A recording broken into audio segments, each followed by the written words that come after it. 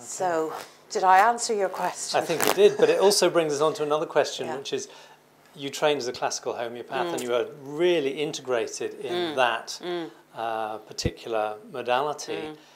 Was there a point at which you had a road to Damascus insight, a sudden realization that, oh, it's essences, this is what I'm here for? Or did you just sort of gradually... Well, I thought that I'd be able to bring that, you know, to do both at the same time. I thought that I would be able to continue to be a classical homeopath and to teach homeopathy and also to develop essences.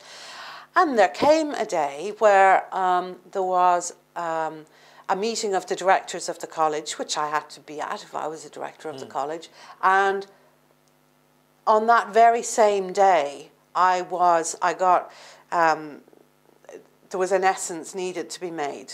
So it was very clearly, that was a choice point. There was a fork in the road. It was a fork in the road. It was like, oh, well, okay, what are you going to do?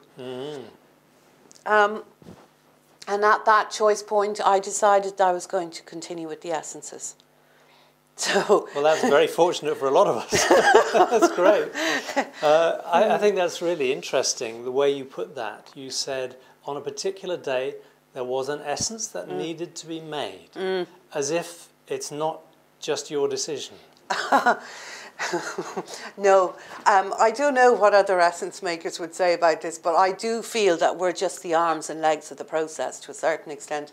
The bowl carrier, you know, the label sticker, and I know it's more than that, but you know, there is, I do work with a team of the unseen team, if you like, of beings who help to keep this a balanced process.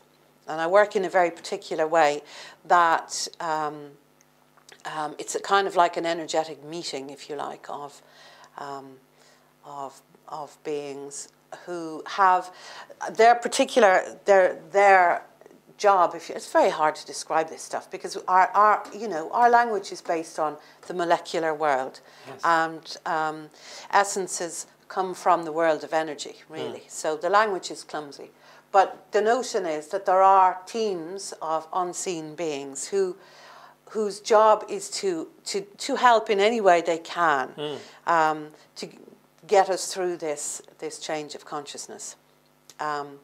And they're willing and able to help as long as you ask them. They won't ever interfere on, you know, if you don't.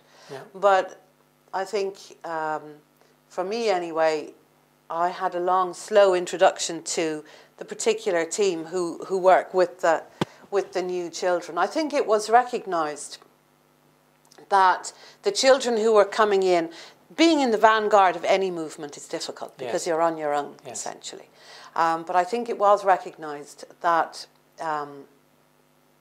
what could I say, that it would be very difficult for a lot of these children, that their energy wouldn't fit. I mean, it wasn't designed to fit, but that they would have quite a hard time just hanging in there and waiting, you know, for the rest to catch up.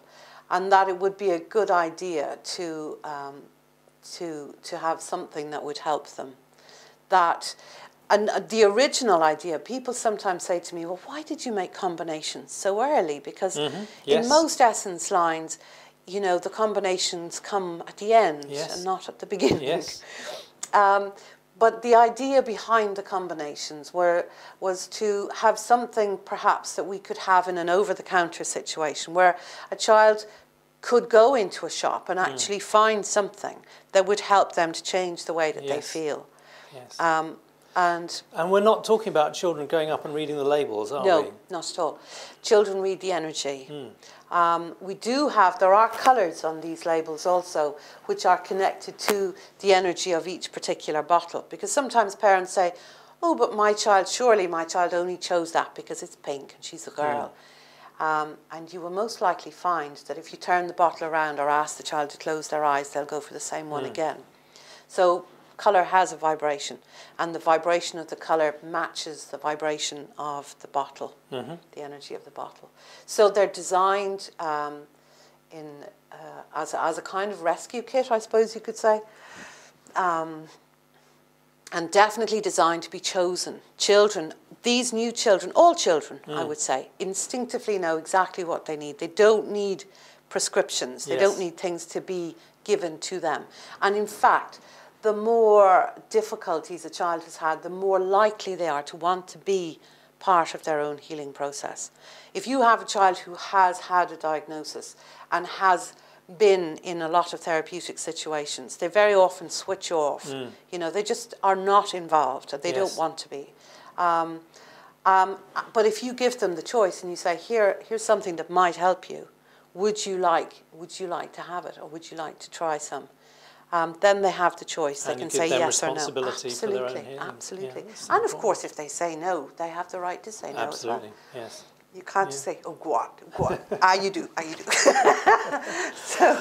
So the individual essences were made first. Okay. There were 16 individual essences that were, I made them as a, you know, very much part of my own journey, I would say.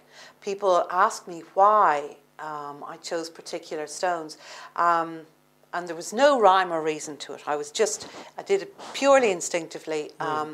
And made 16 individual essences that really all had to do with the inner child, the journey of the inner child, really. Helping is very much about incarnating.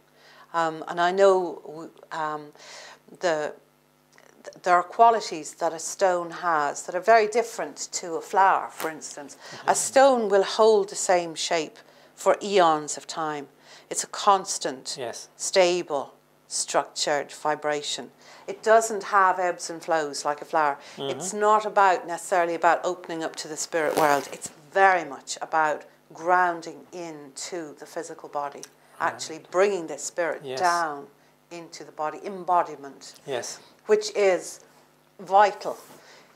These children have very open channels to the upstairs, as you know, sometimes I call it the upstairs. But their main challenge is actually being here on this planet, in this physical body. And so the energy of the rock helps very much. It's something they seem to crave, in fact. You'll often find children just go and pick up a rock, a crystal, a rock. They love them.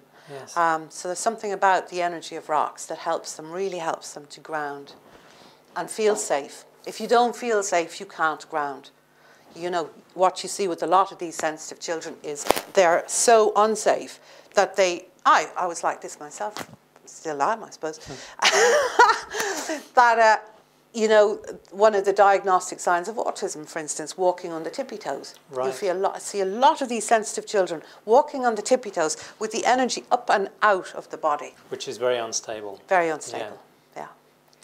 So these essences really about coming into the physical body and being grounded.